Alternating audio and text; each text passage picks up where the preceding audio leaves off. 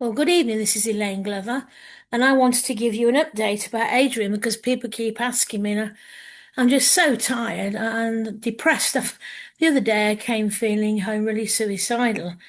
I've got so many things actually on my head because one, we have Adrian, who was in Bournemouth, stroke ward,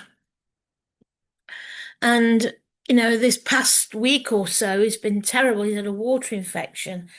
And he had delirium really. He tried to get out the bed. He kept having the glove put on his hands so he couldn't get out of bed. And it was just absolutely up because he kept shoving the thing in my face. And it was very distressing. And yesterday we had a meeting, which is what I wanted to talk about because Adrian's got, his brain has been really affected. He's had, was it on had one on the left side and also had one on the right side. You had two. Well, the one on the right side, the big one, went into two because it went in the front lobe. And therefore, things like communication. I'm not sure if you can actually see in one eye because it doesn't seem to, I can't really explain it. You just know it could be that he's lost sight in one eye. He can't talk. But amazingly, I did pray that he would open his eyes, and he opened his eyes. And Liz prayed that he would speak, and he began to speak gibberish, obviously because of what's happened with the stroke, and he's had a severe stroke. Um, and all down the right-hand side is very weak. And they want to send him, so we can all pray, really pray that he goes to the acquired brain unit because they would help him. They're very intense, I do believe. And then I'd like him to come home. I don't want him to go in a care home. I don't want him to go into anything like that. I just want him to come home, really. I mean, I have looked after my late husband, Nigel, who had muscular dystrophy. He couldn't walk, and also he couldn't move his arm. He had to have what was called an eater, where you just pick up your arm and then it goes to your mouth like this, which helped him a lot, really. We did things like going into Glenparva youth offenders, me and Nigel, and had street parties where we lived, and we did all sorts of things. We went all over Europe, all over, not Europe, all over England in our disabled van and went to Northern Ireland, and we went and did street preaching with all sorts of people and Gloucester, and he had a very impacted full life and he loved it. So I have been used to caring for somebody, and I didn't have any carers. I just did it because half of the time you've got to wait for carers to turn up and they take over your life or don't really want that. And I've used to hoisting somebody and also putting them into a shower and stuff like that. So yes, I was really pleased with, I can do caring work. So I'd be quite happy for Adrian to come home, even if I have to use a hoist. Um, we'll put them on a commode and all this kind of thing. I've done it before. But the thing is, and I think I really am grieving for the fact that I've lost Adrian, the person that I was married to, the person who I had a row with and went out and did things together and snuggled up in the morning and had a kiss and a cuddle and things like that. I've got nobody. And I'm grieving for the husband I had because I haven't got him anymore. He's not that person at the moment. And it's so terrible to watch your husband in that position. And I haven't really got a life at the moment. It's because I have to, get up early, tidy up, water the plants, go off. Thank God I'm going to swimming in the hotel across the way just to give me a break to do something for me. Then I go and see Adrian and I feed him and I try and get him something nice every day. But the problem is I can't get into his bank. I've got my money, which is my money from my mother. He's got his money. And yes, it's tremendously difficult because I'm going every day in the car, which means it's petrol. And also washing his clothes. They keep giving me his dirty clothes every night, and I wash them and put them on the line or hang them up, and then they dry, hopefully in the morning or the next day. So that's costing me money with a washing machine. And a couple of people have been kind and give me some money, which is great. But I use that for petrol. And then I've got this thing where I don't know what to do with Adrian's car because it's up for MOT. But if I've put in for a what do you call it, power of attorney, which we'd filled out a long time ago, but he didn't want to pay for it. You know what I mean? So I've got to pay for it, and I want it because I need to get in his bank to pay the bills because he pays the bills, and I can't do anything without having money out of his bank or to be able to see what he's got to pay. I don't want to start spending his money like water. That's not what it's about. It's about paying the bills that he has. And it can be so terrible because, my money's going like water. And every day I buy him, because I want to, buy him a nice drink like this, it's lemonade, which is like a soda with lemon in, and I use fresh fruit. But it all costs money, and I buy him a nice yogurt because at the moment he can only eat yogurts, all right. But he can't take some things in because they melt, or he couldn't have it because he'll choke. And this is the issue. And I am the legal next of kin. I don't think there are any other next of kin. And if there would be, to be Andy and Erica, I think. Then he's got his children as well. But, you know, I can't be coping with all of it. It's just too much for me to cope with. The other day I came out of the hospital and I would like to committed suicide because I've got so many issues and problems, and some people are being very difficult. And, when Adrian left Southampton to go to Bournemouth, they didn't tell me. They told his daughter, but she didn't tell me. I mean, she could have thought I already knew, but I didn't. And I wasted 2 days in a holiday. I wasted £70 on two taxi journeys, plus the petrol to go to Southampton because I was living in other people's homes, and I was going on trains and taxis, and it was getting all expensive. And people, I mean, my friends did help me with money and, help me a little bit here, there.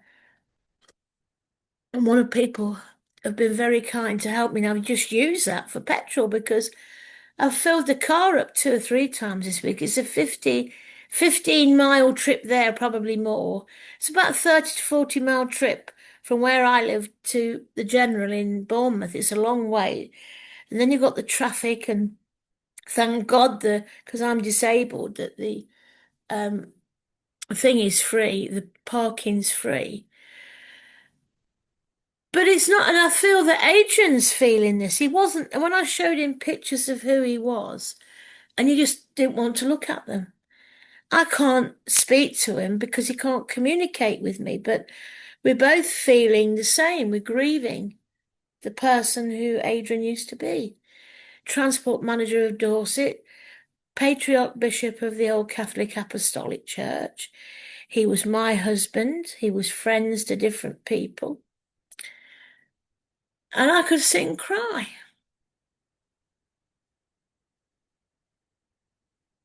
One day you got your husband, and the next minute he's in a hospital.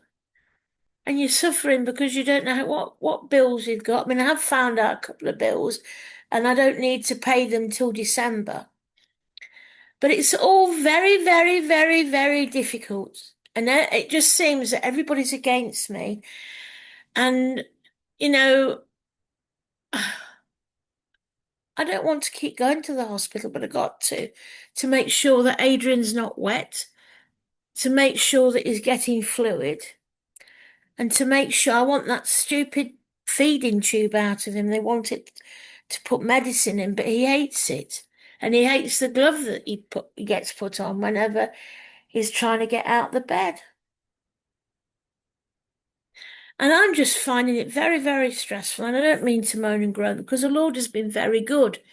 He's helped me in more ways than you can imagine, even getting parking space, at the parking space in Bournemouth, and gave me the opportunity to find out I could go swimming in the hotel across the place.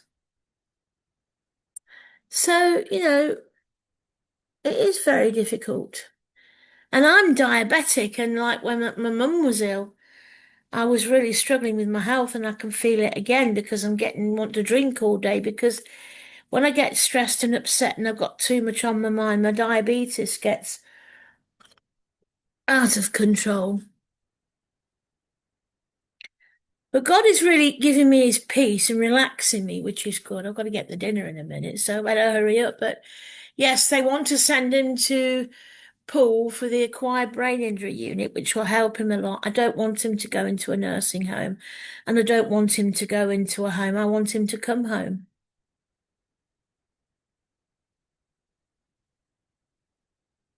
And I don't know.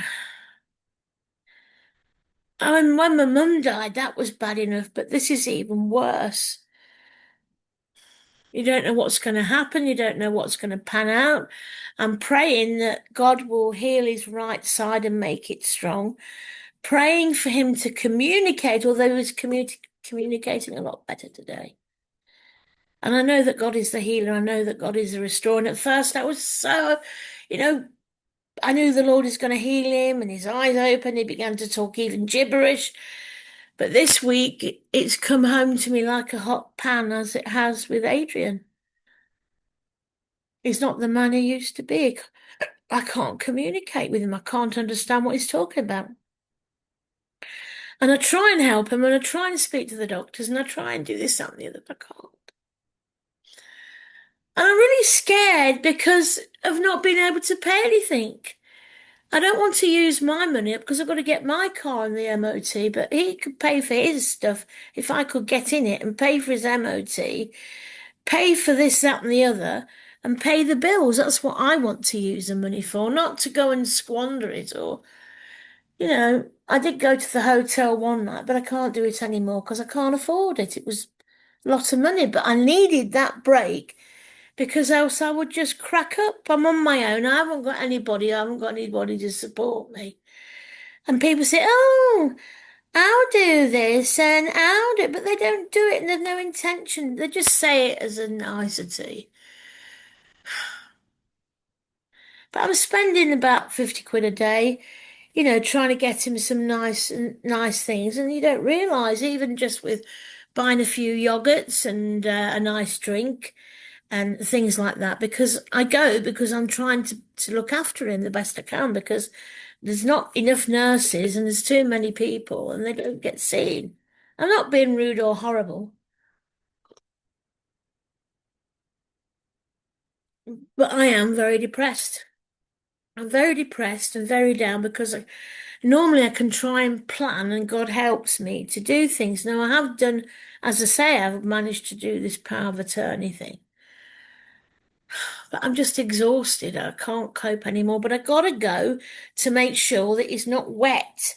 I've got to go to make sure that he's dehydrated and have some nice things. So he's eating and he's refusing water down the pipe. And he's not, he's a transport manager for Dorset. He finds out problems.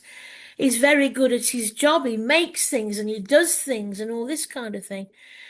And I really want to help him, and I do, but sometimes I can't cope myself. I mean, it's a lot of it's about 100, nearly £200 a night at that hotel. I can't afford that.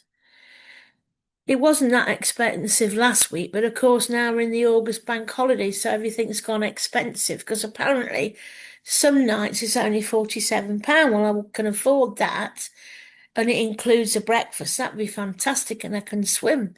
And that helps me with my own health. But I've spent a lot of my own money on books, writing books and going to America where I'm to do with my family tree. But now I've not got a lot of money at all and I'm really struggling and I need help. I mean, I could do a GoFundMe, but then people just thinking I'm going to go on a jolly. And it's not that. I need money for the petrol. I need money for food for him. I need all sorts of things. And it's not cheap today, is it? And this is the issue. And so, this is the problem. So yes, Adrian can't speak. His cognitive is, is not good at the moment. He might have to stay in hospital or the acute thing for a while, even a few months, I don't know. And I just feel foreboding doom because I haven't got any money. And people think people when I moan about money, they'll think I'm being, but I am, I'm really struggling. I haven't got any family here. I haven't got any family at all. And my mother died, my dad died years ago. My children, because I became a Christian and also I left my partner of 19 years through domestic violence. They blame me, and I've tried so hard. I've given them money, I've spoken to them, sent them presents and all sorts, but it doesn't make any difference. And I'm really, really, really, really struggling. I could do with a big hug, to be honest.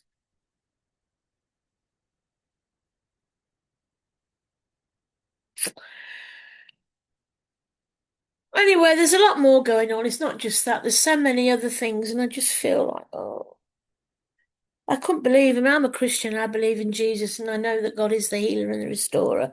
And I know that he'll never let me down. I know he'll never let Adrian down. It's not in his nature. But things happen, and you just can't see any hope. And you feel squashed. But God did come in and intervene with the help of Richard Waterston. He did, I must admit that. But I don't know. I wanted to say something nice, really, and positive, because God has been positive. Because today was the first day that Adrian hadn't climbed out his bed for a long time. But I could tell he was down. I could tell he was depressed.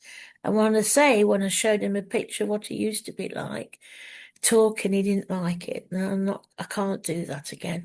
I was trying to help him, but I don't know whether I was. But anyway, I'm going to go because my dinner's going to be ready and it's 8:30. I've not had my dinner yet. But please pray that Adrian's right side will be healed in Jesus' name. Please pray that he can speak proper words.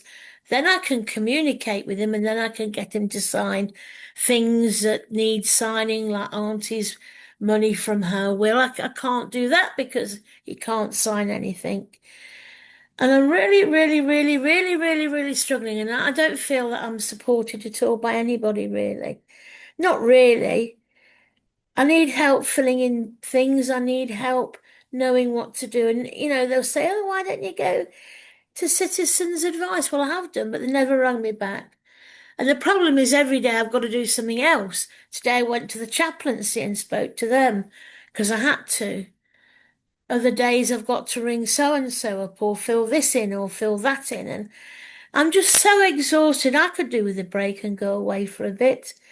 Go away to go away to some place for a week by the sea, but I couldn't leave Adrian because I don't want to. I want to look after him, but I can't, can I? Anyway, I'm going to go. I'm sorry for moaning, but that's how I feel at the moment. Bye.